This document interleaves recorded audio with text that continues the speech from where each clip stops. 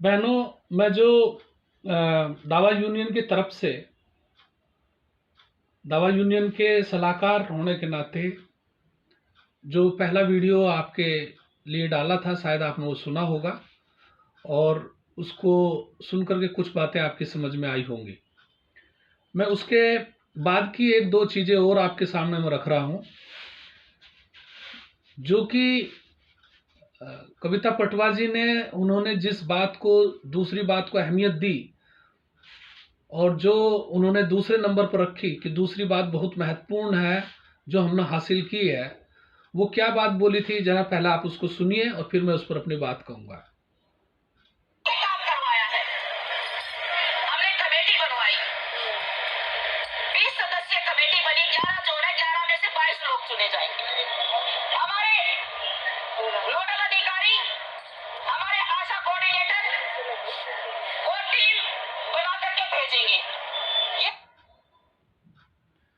आपने ये सुना, उन्होंने बोला कि एक कमेटी बनेगी। आप सबको इस बारे में मालूम होगा कि 23 सितंबर को दावा यूनियन की जो मीटिंग हुई सत्येंद्र जैन जी और बड़े अधिकारियों के साथ, उसमें उस समय ही इस बात पर रजामंदी हो गई थी और हमने, दावा यूनियन ने उसको उसी टाइम 24 तारीख को ही तमाम आशाओं को सूचित किया, जगह जगह धरनों में इसके बारे में सूचित किया, जब एमपीज को चिट्ठी दे रहे थे उस टाइम सूचित किया। 25 तारीख को वर्बली सभी को बताया गया, उसके बाद एक वीडियो जारी किया गया, फिर उसके बाद एक रिटन लेटर भी जारी किया गया ताकि कोई कंफ्यूजन हमारी आशाओं के बीच में ना रहे कि दिल्ली सरकार के साथ जो वार्ता हुई है दावा यूनियन की, उसमें क्या फैसला हुआ। उस लेटर में जो 5वें नंबर पर आप अभी भी देख सकते हैं, लिखा हुआ है कि कमेटियां बनाई जाएंगी और उसमें आशाओं की तरफ से 2-2 प्रतिनिधि लिए जाएंगे। उसी बात को कविता पटवा जी यहाँ पर दोहरा रही है। आप खुद सोच करके देखिए कि ये बात पहले ही हो चुकी थी, इसको यहाँ पर वो अपनी उपलब्धि के रूप में गिना रही है। तो क्या ये आशा वर्कर्स के 2 महीने के लगातार जो न कठिन परिश्रम हुआ, क्या उसका फल है, या ये पहले ही जो आशाएं संघर्ष कर रही थी, लड़ाई लड़ रही थी, उस संघर्ष की वजह से 23 तारीख को ही, 23 सितंबर को ही सरकार इस बात को मान चुकी थी और ये सार्वजनिक पटल पे था। इसके बारे में वो अनभिज्ञ होंगी ऐसा हमें नहीं लगता। हमें नहीं लगता कि उनके जो टीम के मेंबर थे वो इस बात से अनभिज्ञ होंगे कि दावा यूनियन की क्या क्या बातें हो चुकी हैं। उसके बावजूद भी इसको अपनी उपलब्धि के रूप में बताना, ये एक बड़ा शर्मनाक सी स्थिति है कि आप मतलब जो ये अनैतिक है और उसको ये अपनी उपलब्धि के रूप में बता रही है। सामने वो तीसरा बिंदु रख रहा हूं जो उनके हिसाब से दूसरे नंबर पर है। उन्होंने उसकी वहां घोषणा की और वो भी उसी तरीके से अनैतिक है जिस तरीके से ये पिछले वाले बिंदु पर मैंने बोला। उनको पता था इन सारी विषयों के बारे में, बावजूद उसके इन्होंने इसको अपना उपलब्धि के रूप में वहां पर प्रस्तुत किया है। वो क्या कह रही हैं दूसरे बिंदु पर, आप सुनिए।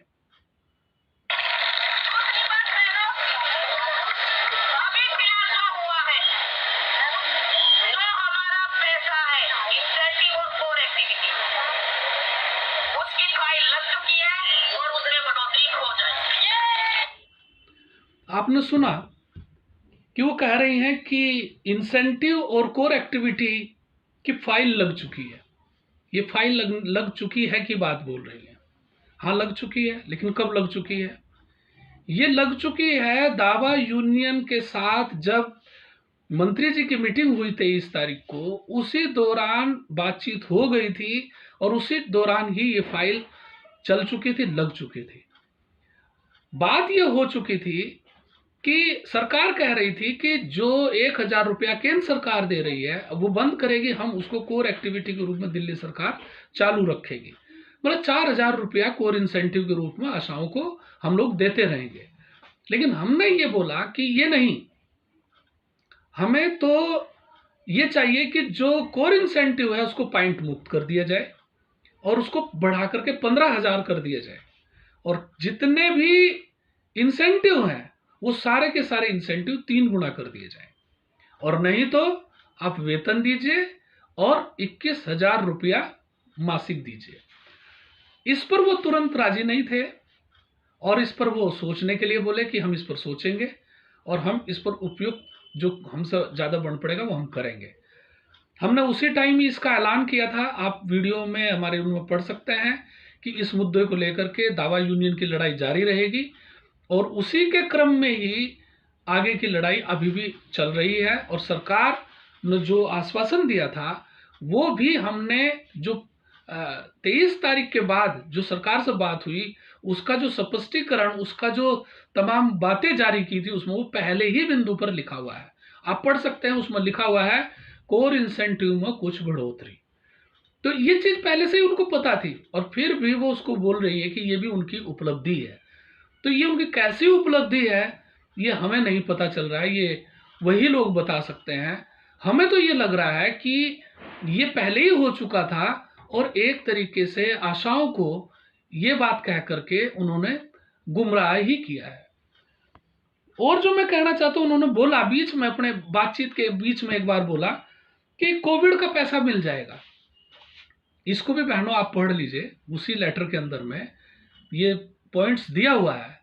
सरकार ने ये बात मानी थी कि पहले हमने बोला कि 7 अगस्त का जो हमारा आदेश है, दिल्ली सरकार का आदेश, उसको लागू करो। उसमें ये दिया हुआ है कि कोविड के दौरान काम करने का क्या क्या दिया जाएगा, वो सरकार ने नहीं दिया। तो हमारे उसमें बोला कि इसको लागू करो, तो सरकार ने उसको बोला कि हाँ हम इसको लागू करेंगे। पहली ये उपलब्धि उस टाइम दावा यूनियन की थी। फिर बात आई कि वो तो आप लागू अभी करोगे तो पहले का क्या होगा। तब दावा यूनियन बोला नहीं, आपको पुराना सारा पैसा देना पड़ेगा। उस पर सत्येंद्र जैन जी ने आदेश किया कि जितना इनका एरियर बनता है, जितना बकाया पैसा बनता है वो सारा का सारा दो और दीपावली से पहले पहले इसका सारे का भुगतान कर दो। ये बात भी तब हो चुकी थी और हमारे उस लेटर को आप अभी भी पढ़ सकते हैं, जो अभी नहीं डाला जा रहा है, तभी का ही डाला हुआ है कि दावा यूनियन के साथ ये बातचीत क्लियर कट रूप में हो चुकी थी। बावजूद इसके इन बातों के लिए उन्होंने बोला कि ये क्या नाम है, हमारा उपलब्धि है, उपलब्धि के रूप में पेश किया। ये बड़ी विचित्र स्थिति है कि उन्होंने ये जानते पूछते हुए भी कि दावा यूनियन के साथ जो मंत्री जी की मीटिंग हुई और जिसमें तमाम बड़े अधिकारी मौजूद थे, उसमें ये बातचीत हो चुकी, फिर भी उन्होंने इस बात को बोला। यहां मैं तमाम चीजों के साथ एक चीज को और सामने लाना चाहता हूं। यहां पर उनकी तरफ से बहुत सारी चीजों को ये बताया ही नहीं गया। हाँ, उन्होंने अपनी खास खास बातें बता दी, ये हम जानते हैं। जो बातें, जो उपलब्धि होती है वो किसी के गले में नहीं रहती है, वो जरूर बोलता है, वो उन्होंने बोल दी, उनकी यही उपलब्धि थी, ये उन्होंने बोल चुके और इससे ज्यादा कुछ उनको मिला नहीं। लेकिन किनके साथ मीटिंग हुई थी ये बात नहीं आई।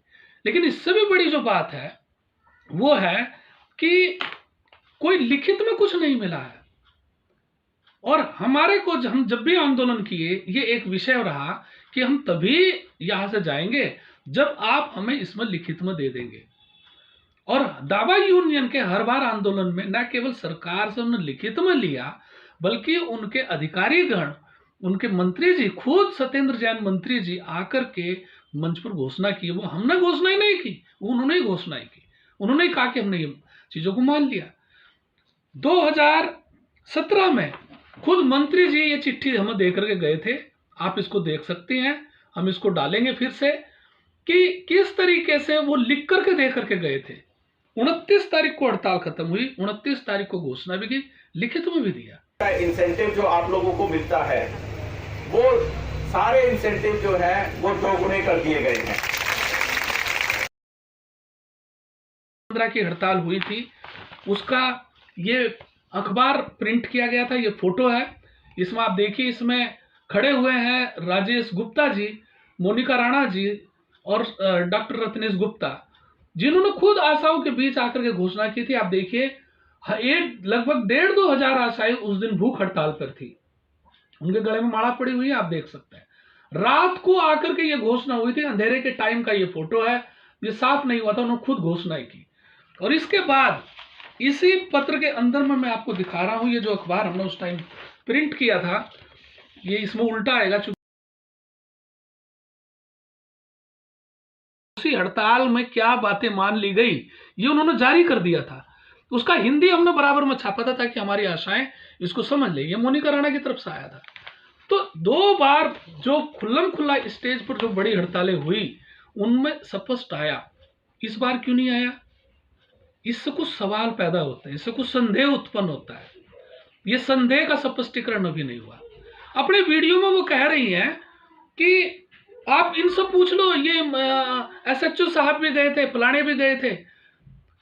उन्होंने ये एक बार भी नहीं कहा कि फलाने मंत्री जी हमारे साथ थे या ये बड़े अधिकारी हमारे साथ थे। इसको भी बता देते, इसको भी बोल देते और साथ में उनसे लिखवा करके बुलाते कि सर हम नहीं उठेंगे, आशाएं नहीं मानेंगे हमारी बात, हमारी तो बात आप लिख करके दो, क्योंकि हम तो चीजें तभी होती है कि जब चीजें मान लेती हैं।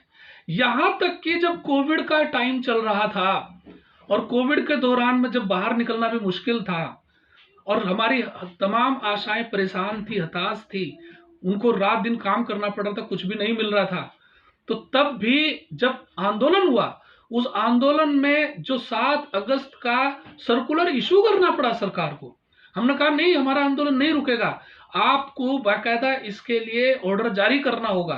तो 7 अगस्त को एक लिखित ऑर्डर भी उसमें जारी किया गया और बाद में यहां भी सरकार मानी कि हम ये हर आशा को देंगे, इसमें नहीं होगा। लेकिन अभी तक ये नहीं हुआ। ये चीज तो उनको, ये जो संदेह उत्पन्न करने वाली चीजें हैं, ये तो उनकी तरफ से स्पष्ट होनी बड़ी जरूरी थी। लेकिन ये एक विषय है। मैं यहां पर अपनी तमाम आशाओं से एक बात कहना चाहता हूं कि दावा यूनियन एक बहुत मजबूत और बहुत जुझारू यूनियन है। हम लोग आशा लीडर्स हैं जिन्होंने इसमें अपना खून पसीना बहाया, अपनी मेहनत लगाई, अपना लगन लगाई है और अभी भी उस तरीके से वो मेहनत कर रही हैं। दावा यूनियन के ऊपर भरोसा करके चल रही हैं। दावा यूनियन की एक अपील पर वो कुछ भी आज भी करने के लिए तैयार हैं। इस तरीके का संगठन बना और अभी ये संगठन एक राष्ट्रीय स्तर पर चला गया। राष्ट्रीय जो मंच है उसके साथ जुड़ा है, scheme workers federation of India के साथ जुड़ा है, AIUTUC जो देश के सबसे बड़े संगठनों में से एक है उनके साथ जुड़ा है और इसको आगे बढ़ा रहा है। लेकिन इन्होंने क्या किया, इन्होंने इस आंदोलन को नुकसान पहुंचाने के लिए अपने बीच में ये लोग बुला करके लेकर के आए, बीजेपी को लेकर के आए। केवल नहीं ये कह रहे कि कोई आ गया हमने सपोर्ट ले ली, नहीं, ये गलत है, झूठ है। सपोर्ट नहीं ली, सिर्फ सपोर्ट लेना अलग बात थी। सपोर्ट कांग्रेस देने आ जाती, सपोर्ट काला कुत्ता देने के लिए आ जाता, कोई चोर डाकू देने के लिए आ जाता, हम ले लेते हैं सपोर्ट, हम ऐसे ही ले लेते, सपोर्ट नहीं लेते। सपोर्ट भी देख करके लेनी पड़ती है कि किसके सपोर्ट से आंदोलन मजबूत होगा, किसके सपोर्ट से आंदोलन मजबूत नहीं होगा। इन्होंने बीजेपी को न केवल बुलाया बल्कि अपनी यूनियन का इन्होंने उनको क्या नाम है संरक्षक बनाया। सबसे बड़ा ऊंचा पद उन्होंने बीजेपी की नेता को दिया। क्यों दिया? दूसरा नंबर कविता पटवारी जी ने खुद रखा। अगर वो कहती है कि हमारा इससे कोई रिश्ता नहीं है, वो लेटर पैड हम दिखा सकते हैं जिस लेटर पैड पर इनका चीजें दी हुई हैं। और इन्होंने आंदोलन में ये जो चीज लेकर के आई, इससे एक बड़ा नुकसान ये हुआ कि जो सरकार के ऊपर में दावा यूनियन के आंदोलन के चलते जो दबाव आ रहा था, 24 तारीख की हड़ताल से पहले तुरंत 23 तारीख को उन्होंने हमारे साथ मीटिंग की और ये तमाम समझौता किया और उसको कहा दीपावली तक लागू कर देंगे। ये सब होने से, पॉलिटिकल मुद्दे के रूप में आने से इस पर सरकार कुछ धीमी पड़ी। बावजूद इसके हमने फिर भी एक चिट्ठी लिखी और फिर भी हम मंत्री जी से मिले, उनको जाकर के कहा नहीं आप इसको लागू करिए। और बहुत सारी जगह से आशाओं की तरफ से ये बातें आई कि उनका अभी पैसा आ रहा है, मिल रहा है।